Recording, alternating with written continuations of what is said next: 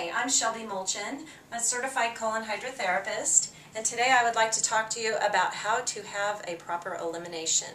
And so come with me. I would like to show you.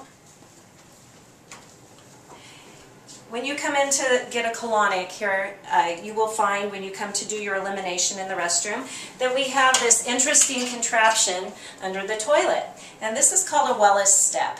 And this step is designed to be ergonomically correct for you when you're having your elimination.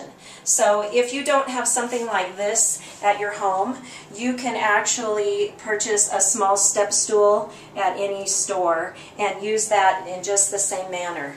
And the benefit of elevating the knees during a elimination is that it opens up the bowel and straightens out any sagging that might be in the colon and allows things to really flow out and move. Putting your knees up is an ergonomically correct way to eliminate.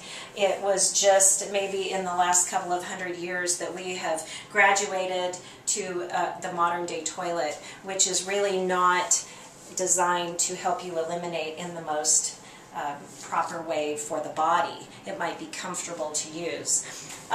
Also, when you sit down to have an elimination and put your feet up on the stool, if you raise your arms up in the air, it also creates space into the abdomen, which allows things to move. If you raise your arms up, you're creating space in the abdomen here, and it's allowing the colon, which is a muscle, to have the space to contract as it's supposed to, and therefore cast out its contents. When you're hunched over and you're pushing on your abdomen, you're actually impeding the colon's ability to contract and do its job. So to strengthen your peristaltic motion in the colon, putting your knees up during an elimination and raising your arms up over your head actually will allow you to have a much better, simpler elimination.